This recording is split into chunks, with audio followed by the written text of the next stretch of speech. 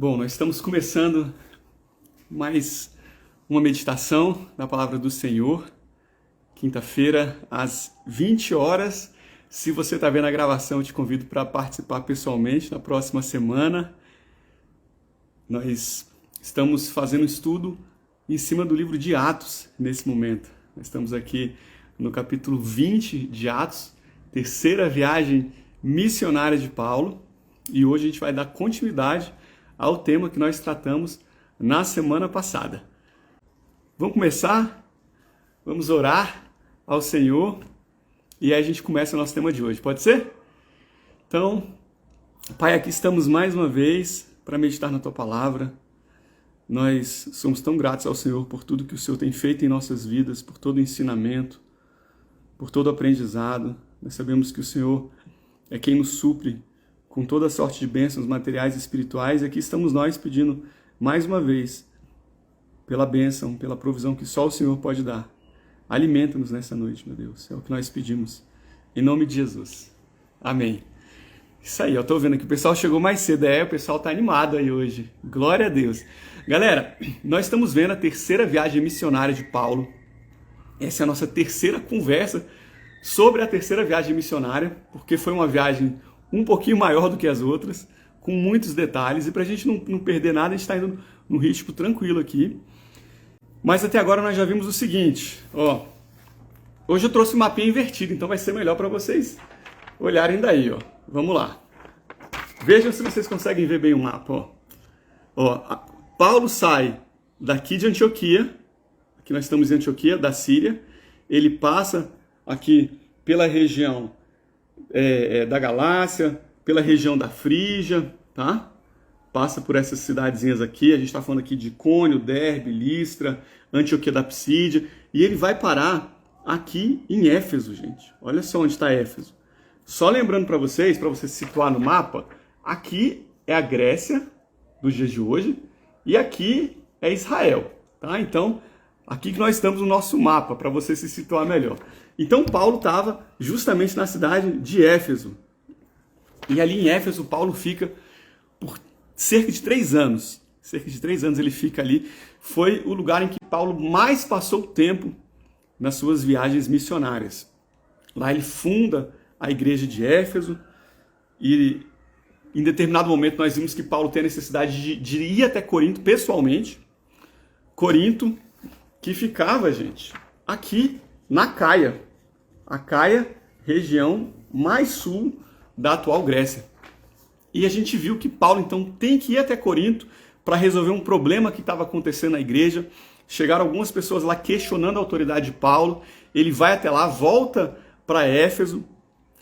Nesse momento, um pouquinho antes dele ir para lá, ele já tinha enviado a sua segunda carta para a igreja de Corinto, segunda carta que na nossa Bíblia aparece como 1 Coríntios. Por quê? Porque a primeira carta que ele mandou se perdeu no tempo. A igreja recebeu, mas nós, infelizmente, não temos acesso a essa carta nos dias de hoje. Mas Paulo manda a segunda carta, depois ele descobre que estava acontecendo aquele reboliço lá, vai até lá pessoalmente, volta para Éfeso. Em Éfeso ele manda uma terceira carta para a igreja de Corinto, uma carta muito dura. Nós falamos sobre isso semana passada, eu estou só recapitulando, por isso que eu não estou dando aqui as referências bíblicas, você pode ir lá e ver todas elas. E essa carta, Paulo se arrepende de ter escrito, não sabe como a igreja ia reagir, manda Tito na frente, Tito vai até lá para sondar a igreja de Corinto, e nós vimos na semana passada que lá em Éfeso as coisas esquentam também.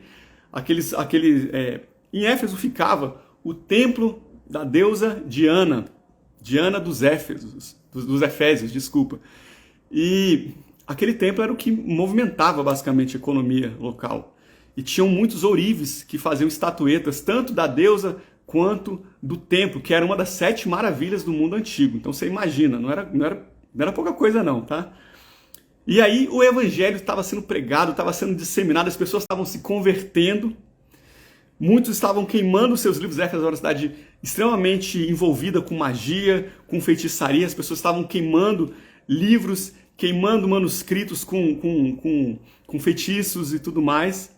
E por conta disso, claro, o comércio local começou a sentir, as pessoas pararam de consumir aquelas estatuetas, aqueles ídolos, fazer altares, e aí um ourive se levanta e fala, olha, isso aqui vai complicar para a gente está ficando sem nosso comércio aqui, a deusa Diana está em descrédito, vamos dar um jeito de calar a boca de Paulo. Foi basicamente isso que ele falou, estou parafraseando aqui.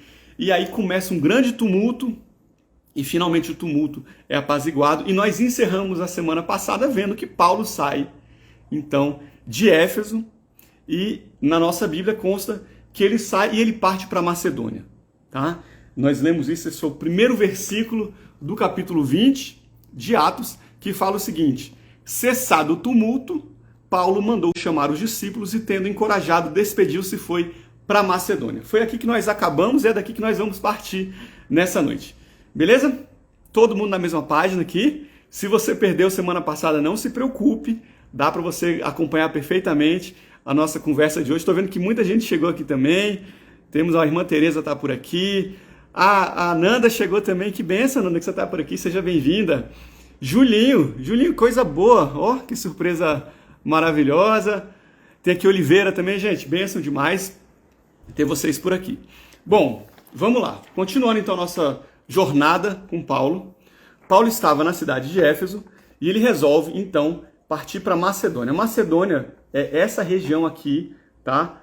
Norte da atual Grécia. Lá na Macedônia nós vimos na semana, acho que deve ter algumas semanas já, né?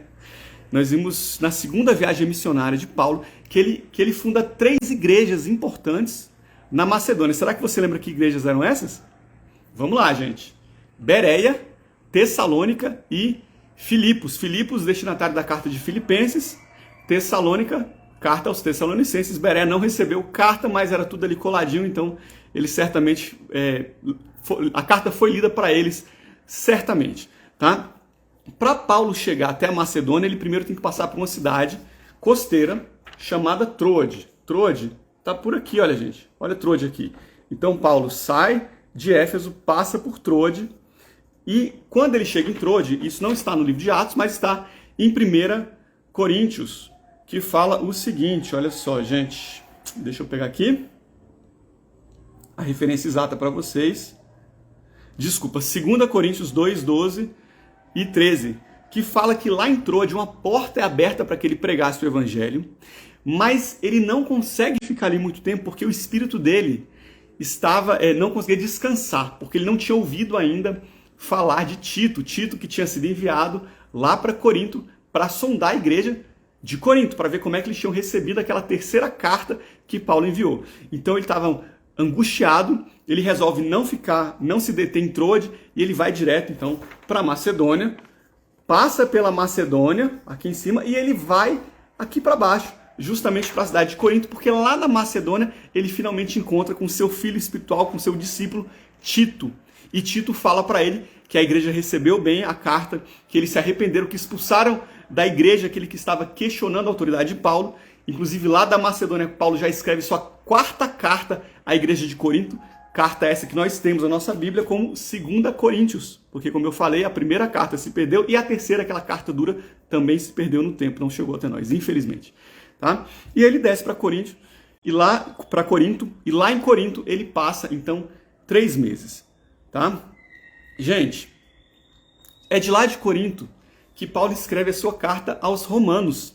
É de lá, nesses 3 meses.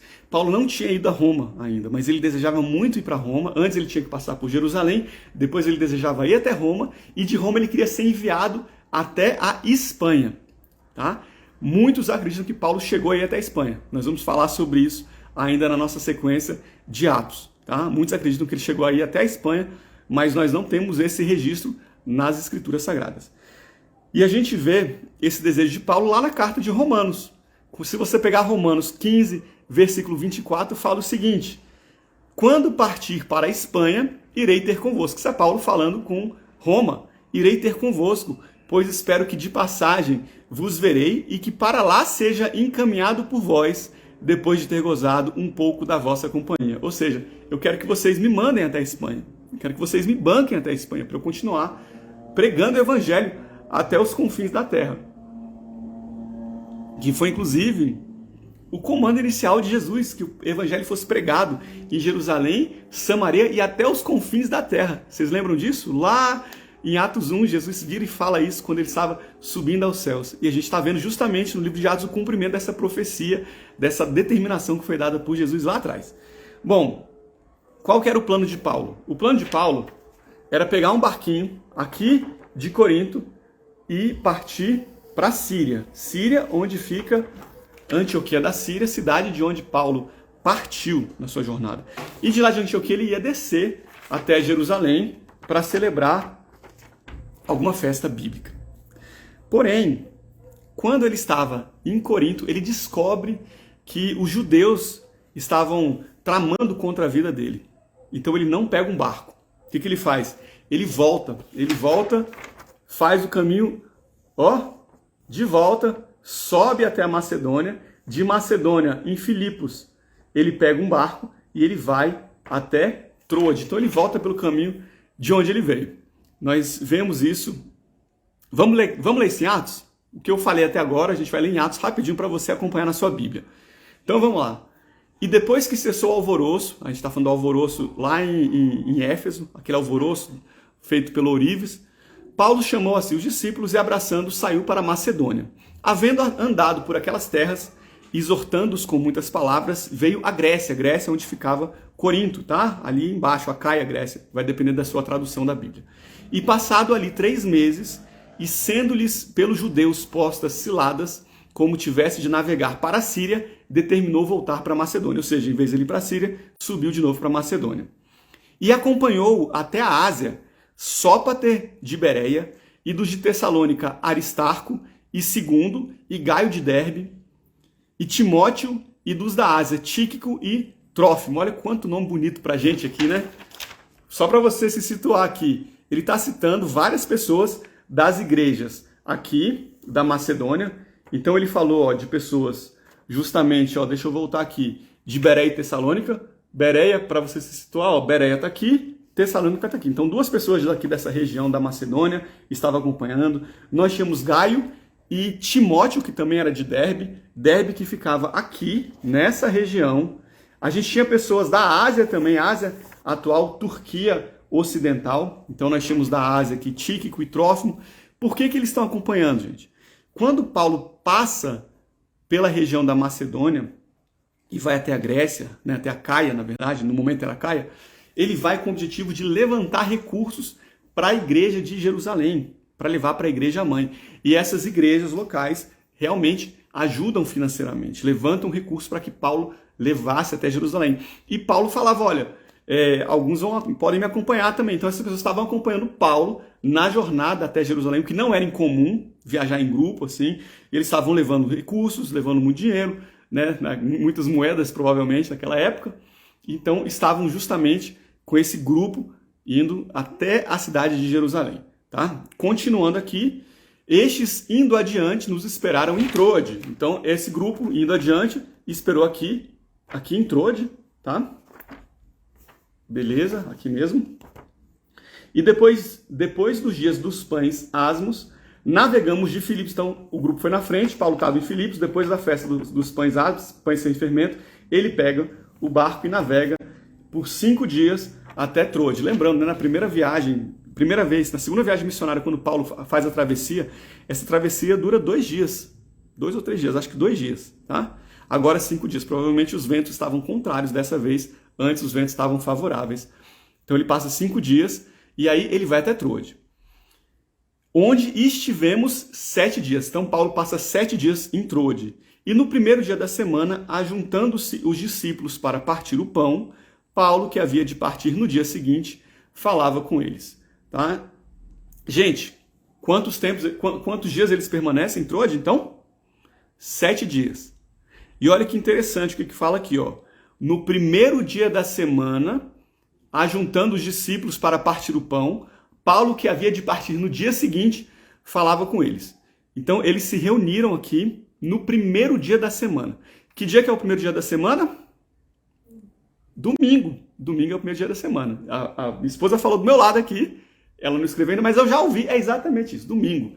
Gente, se alguma vez você escutar de algum cristão que é um absurdo que a igreja se reúna no domingo, que deveria estar se reunindo no sábado, você pode mostrar essa passagem para essa pessoa, tá? Com todo o amor do mundo, tá? Mas você pode mostrar essa passagem. Porque, pensa aqui, ó, que dia que Jesus ressuscitou? Domingo também.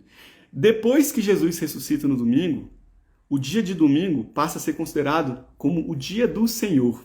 Nós temos não apenas essa passagem mostrando isso, mas nós temos outras passagens na Escritura que demonstram que, por vezes, a igreja primitiva se reunia aos domingos. Tem, inclusive, algumas pessoas que falam que essa preferência por encontrar no domingo também tinha uma razão para não chocar com os dias de culto dos Shabat, que eram os cultos das sinagogas judaicas. Os judeus se reuniam tradicionalmente nos sábados. Então, os cristãos estavam começando a se reunir mais nos domingos, embora no início eles usassem também as sinagogas para pregar o evangelho, porque surgiu primeiro para os judeus, certo? Jesus veio primeiro para os judeus, depois para os gentios. Então, gente, se você for, vou citar mais duas passagens só para você ter a base bíblica. 1 Coríntios 16, versículo 2, no primeiro dia da semana, cada um de vós ponha de parte o que puder ajuntar conforme a sua prosperidade, para que não se façam coletas quando eu chegar. Aqui foi Paulo. Inclusive, a gente já mata 2 coelhos com a cajadada aqui, né? Tadinho dos coelhos. Porque, olha só, Paulo já estava falando que no primeiro dia da semana, vocês juntem o quê? As ofertas para levar para a igreja. Então, a gente já viu que ele estava indo com esse propósito. Olha a base aqui para isso. E ele já estava falando que é no primeiro dia da semana, quando eles se reunirem, aproveitem e juntem as doações. E lá em Apocalipse, quando João tem aquela visão, ele fala no capítulo 1, versículo 10, eu fui arrebatado no Espírito no dia do Senhor. No domingo, foi domingo que João tem aquela visão. E eu ouvi de trás de mim uma grande voz, como de trombeta, e aí continua. Então, gente, o dia de domingo, ele começou a ser usado pela própria igreja primitiva, tá? Inclusive, o Heitzig, ele fala uma coisa muito interessante. Ele fala assim, ó, que o Shabat, né, que é o descanso 7º dia, ele celebra a conclusão da criação. Então, Deus cria o universo em 6 dias, descansa no 7º, e lá com Moisés, quando vai dar a Torá, os mandamentos, a lei, no Sinai, ele dá o comando, então, de que aquele povo devia descansar no 7º dia. Ele dá para os judeus aquela ordem. Já o domingo, o primeiro dia da semana, celebra a conclusão da redenção, quando Cristo morre e ressuscita. E assim, nós temos a redenção pelos nossos pecados por meio do sangue de Jesus. Então, o Shabat, 7º dia, celebra a conclusão da criação. O domingo, primeiro dia, celebra a conclusão da obra da redenção. Interessante, né? Muito interessante. Eu quero só explorar um pouquinho mais esse tema aqui com vocês. Como você sabe, a gente vai seguindo na ordem das escrituras, na ordem cronológica do livro de Atos, mas sempre que tem um gancho, a gente aproveita para aprender um pouquinho mais. A guarda do Shabat. Vamos falar sobre a guarda do sábado, tá? O que Paulo fala sobre isso? Lá em Colossenses, Paulo escreve o seguinte, Colossenses 2, 16 e 17. Portanto, ninguém vos julgue pelo comer, ou pelo beber, ou por causa dos dias de festa, ou de lua nova, ou dos Shabats, dos sábados, que são sombras das coisas futuras, mas o corpo é de Cristo. Lá em Romanos 14, a partir do versículo 2, Paulo também fala para a igreja de Roma. Porque um crê que de tudo se pode comer, e o outro, que é fraco, come legumes. O que come não despreze o que não come, e o que não come não julgue o que come, porque Deus o recebeu por seu. Quem és tu que julgas o servo alheio? Para o seu próprio Senhor ele está em pé ou cai, mas estará firme, porque Deus é poderoso para o firmar. Um faz diferença entre dia e dia, mas outro julga todos os dias iguais. Cada um esteja inteiramente seguro em sua própria mente. Aquele que faz caso do dia, para o Senhor o faz. O que não faz caso do dia, para o Senhor o não faz. O que come, para o Senhor come, porque dá graças a Deus. E o que não come, para o Senhor não come e dá graças a Deus. Paulo está falando aqui de normas alimentares, restrições alimentares que foram dadas lá atrás. Você lembra disso também, né? Não pode comer carne de porco, não pode comer animal impuro, tudo mais. E Paulo está falando dos sábados. 2 coisas que eram muito, muito estimadas pelos judeus. Mas Paulo está falando aqui para eles, para essas 2 igrejas, e nos ensinando que aquelas normas eram normas cerimoniais que apontavam para Cristo Jesus. Eram sombras do que viria. Ou seja, eu tenho aqui uma luz vindo de trás e eu tenho aqui um objeto, tá? Então vamos dizer que eu estou aqui, tem uma luz atrás de mim e alguém está vindo. Se alguém estiver vindo, eu consigo ver a sombra da pessoa. Concorda comigo? Na minha frente, eu estou olhando para frente, a pessoa está aqui atrás, tem uma luz atrás dela. Eu sei que tem um formato de alguém vindo, mas eu não sei exatamente quem está vindo pela sombra. Mas depois que a pessoa aparece, eu já sei quem é a pessoa. Eu já sei quem que veio. E eu não preciso mais da sombra para me indicar quem era. É basicamente isso. Ele falava, olha, aquilo ali era uma sombra, apontava para Cristo, para a obra de Cristo na cruz. Mas Jesus veio e agora essa obra foi concluída. Então, vocês não precisam mais seguir isso aqui, porque agora nós fazemos parte da nova aliança. Normas alimentares, normas de dias. Alguns acham que tem que guardar o sábado, outros acham que tem que guardar o domingo, a segunda, a terça. Ele fala aqui, olha, uns acham, cadê aqui a passagem certinha?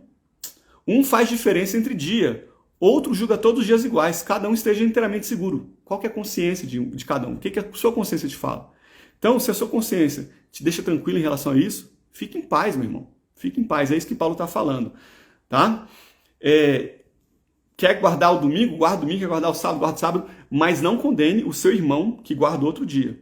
Tá bom? Porque não há pecado em relação a isso. Agora, claro, existem vezes, e agora eu vou falar especificamente em relação às normas alimentares, que o Senhor pode pedir para alguém. Olha, eu quero que você faça aqui uma aliança comigo e você vai fazer um propósito, não vai mais comer carne de porco, por exemplo. Conheço vários irmãos amados lá da igreja, meus líderes, que não comem carne de porco porque o Senhor pediu especificamente para eles.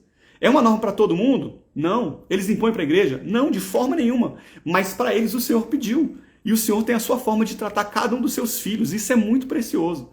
Então, se o Senhor pedir, aí é diferente. Tá? Mas a gente está vendo que a palavra fala para todos nós enquanto corpo, enquanto igreja. Já que eu falei da minha igreja, nós celebramos o Shabat. Inclusive, meu bispo, amado bispo Ricardo, está aqui na área. Celebramos com o nosso bispo o Shabat. Shabat, nós celebramos o descanso do Senhor. Mas nós não fazemos como os judeus, que entendem, eu não posso trabalhar nesse dia, eu não posso subir no elevador nesse dia, eu não posso liberar um boizinho nesse dia. Por quê? Porque, na verdade, o Shabat apontava para Cristo. E Cristo veio e cumpriu o Shabat. Hoje, quem que é o nosso descanso? Jesus é o nosso descanso. Então, quando nós celebramos o Shabat, nós celebramos que nós podemos descansar em Jesus. Nós nos lembramos que o nosso descanso está em Jesus Cristo. Jesus é o nosso descanso. Então é dessa forma que nós celebramos. É um momento muito especial, é muito precioso esse tempo da gente descansar. Olha, descansa sua mente, esquece das preocupações, dos problemas e lembra que Jesus já fez aquilo que era impossível para nós. Nós já temos a salvação, a justificação dos pecados pelo que Jesus fez. Então descansa, descansa. Se o Senhor não poupou, se Deus não poupou o seu próprio filho, não nos dará com ele, juntamente com ele, todas as demais coisas de que precisamos? Então, esse é isso que nós entendemos hoje pelo Shabat, tá bom? Beleza, voltando aqui para o texto, então, ficou claro, gente? Deu para entender bem? Só uma observação a mais. Nisso aqui entrava também a circuncisão.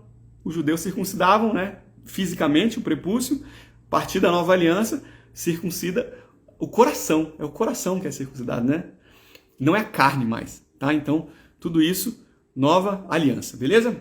Bom, então Paulo se reúne com aqueles irmãos no domingo, primeiro dia da semana, para eles partirem o pão, celebrarem a ceia do Senhor. O judeu começa a contagem do dia a partir do pôr do sol, tá? Então, o sábado para eles, na verdade, começa a partir do pôr do sol de sexta-feira e termina no pôr do sol do sábado. O domingo começa no pôr do sol do sábado. Então, provavelmente, tá? Se estiver usando aqui a forma de contagem de tempo dos judeus, provavelmente essa reunião começou no pôr do sol aí do sábado, que para ele já era considerado o domingo. E Paulo ia embora no dia seguinte de Troade. Então ele aproveita para fazer aquela vigília, para mandar ver e falar muito, ensinar bastante, o máximo possível para os habitantes lá de Troade. Então ele começa a pregar o evangelho e ele não para de pregar até meia-noite. Então você imagina, gente, o culto começa às 18 horas, você chega lá porque você vai participar, vai ouvir Paulo, vão partir o pão, da meia-noite nada de partir o pão ainda, Paulo está pregando, está mandando ver. E gente, provavelmente Paulo teria continuado pregando por mais tempo se uma coisa não tivesse acontecido. Alguém consegue aí lembrar, puxar da cabeça o que foi que aconteceu que fez com que o discurso de Paulo fosse interrompido, o ensino de Paulo? Vocês lembram o que aconteceu? Vou dar um tempinho para ver se alguém vai lembrar aí, para colocar nos comentários. Senão eu falo aqui.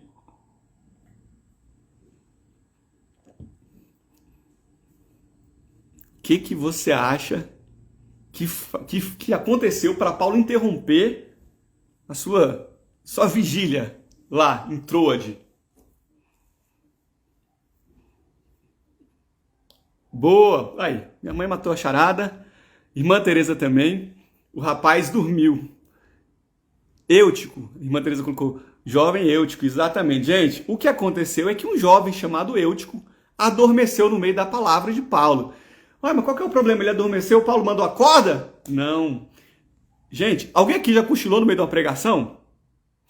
Se a pessoa cochilar hoje em dia, até que não vai ter tanto problema, né? A não ser que o pastor perceba e você seja próxima dele, talvez ele dê uma dura em você. Mas, se a pessoa adormece na janela do terceiro andar, isso é um problemão. E foi o que aconteceu. Eutico estava na janela, ele adormeceu, caiu e morreu.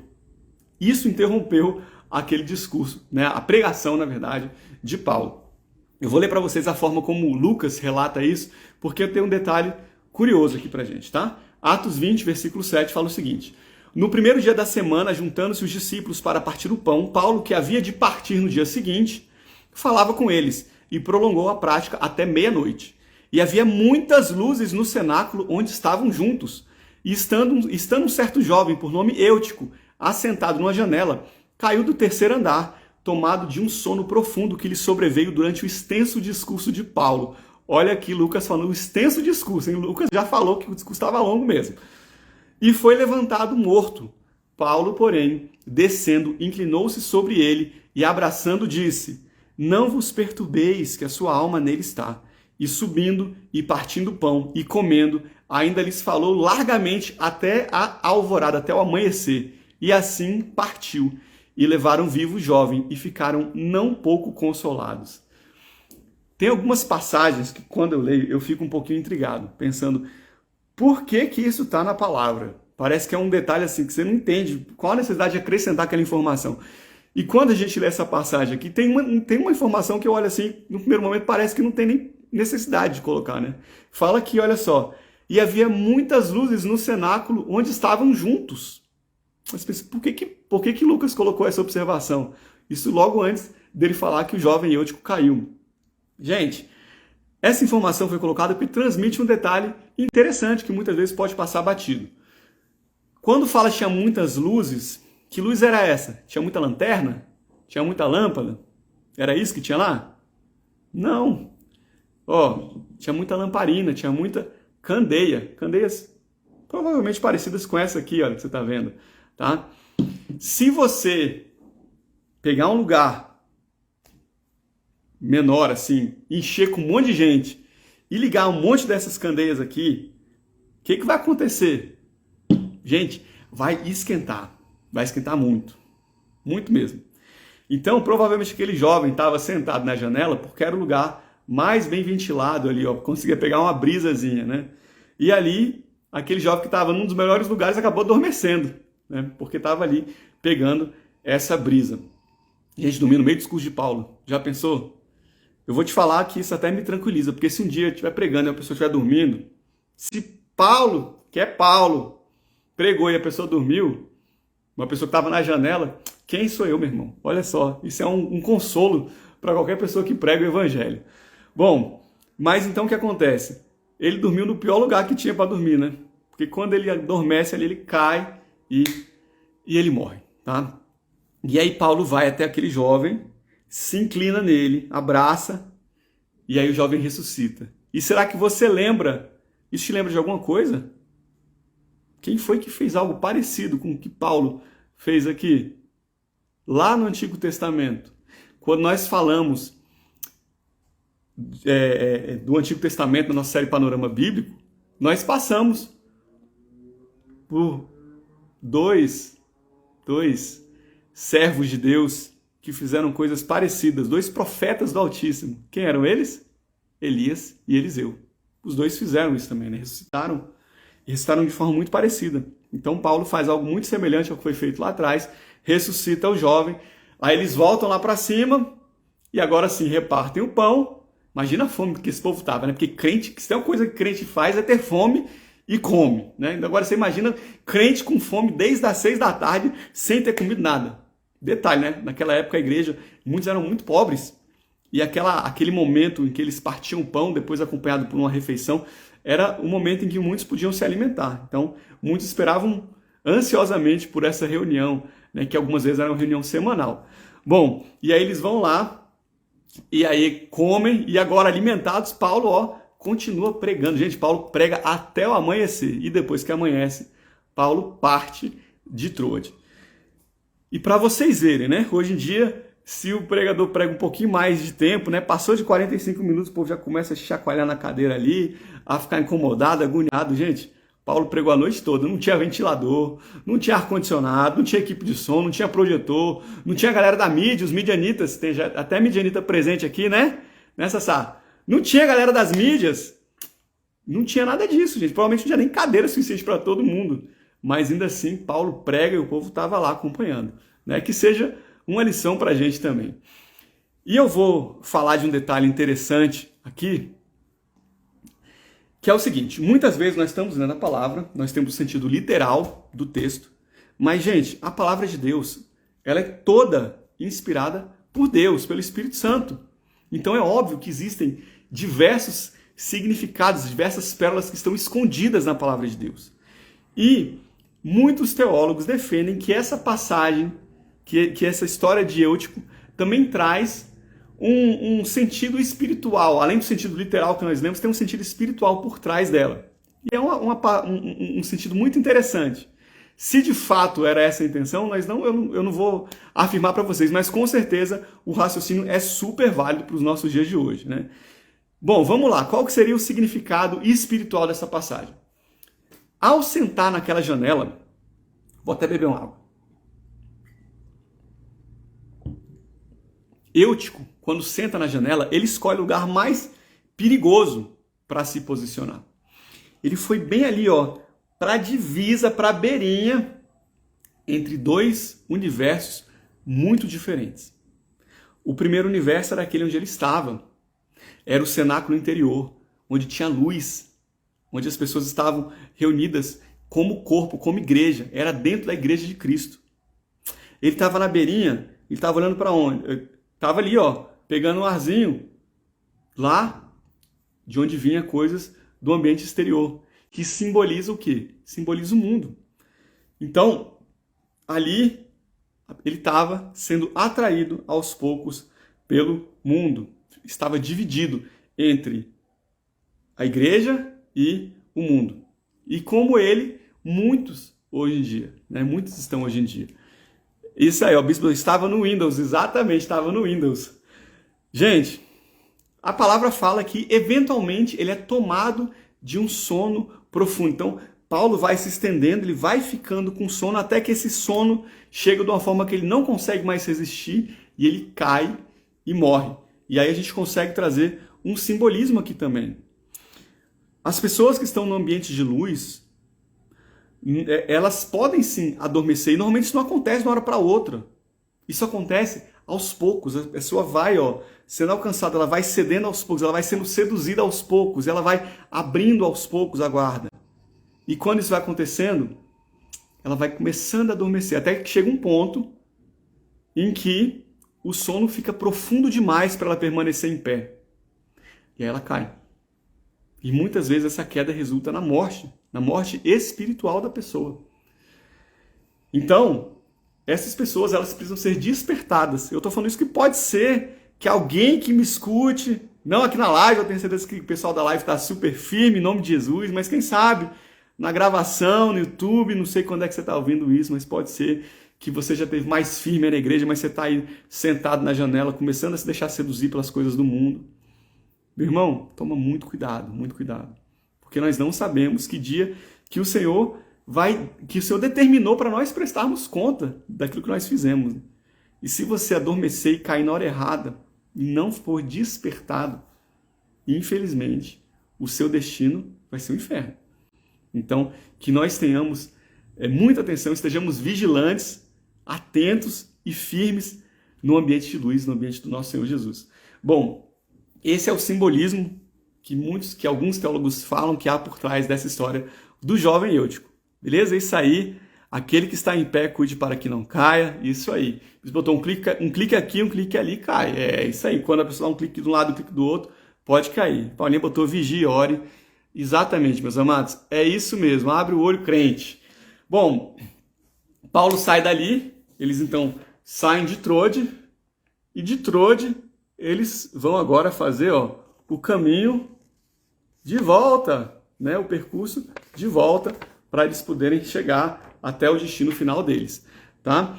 E aí, gente, é o seguinte, perto de Trode tem a cidade de Assos, acho que é Assos que pronuncia, tá? Assos, ó. Trode está aqui, Assos está coladinho aqui.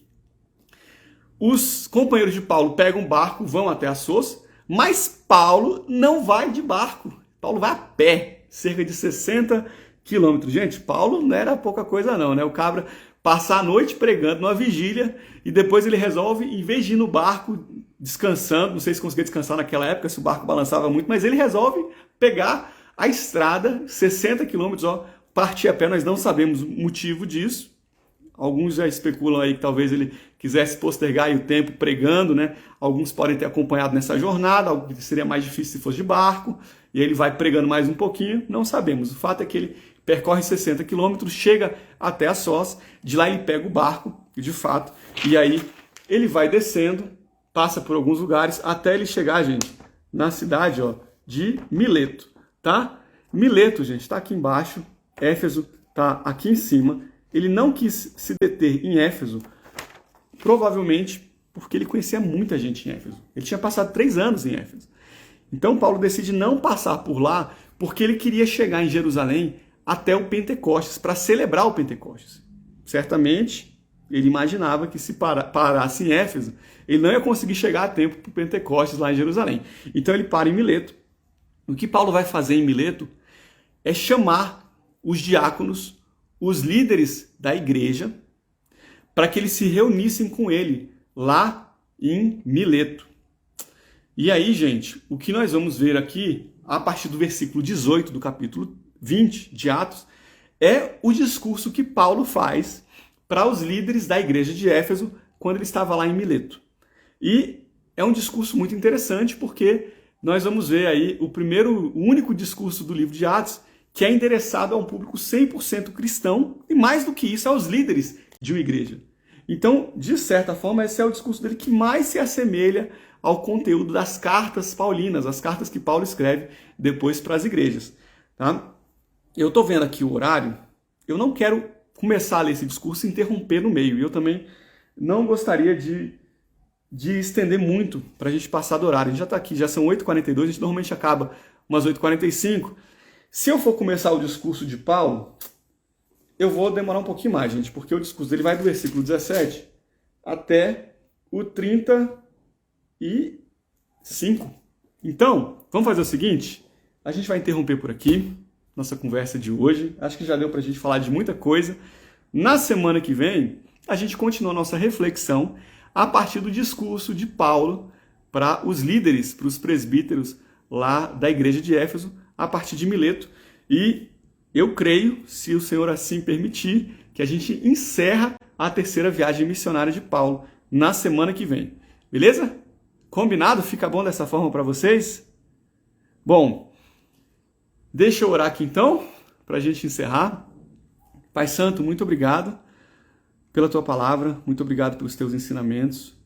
Nós fomos alimentados pelo Senhor nessa noite, nós louvamos a Ti por isso. E nós pedimos para que essas palavras, elas não apenas entrem nos nossos ouvidos e saiam, meu Deus, mas que elas possam, de fato, alcançar o nosso coração, meu Pai, criar raiz, meu Deus, e que nós sejamos transformados pelo poder dessas palavras. Em nome de Jesus, amém. Bênção, gente. Glória a Deus. Semana que vem tem mais. Em nome de Jesus estaremos todos aqui presentes a partir das 20 horas. Espero vocês, tá bom? Beijo no coração e até lá.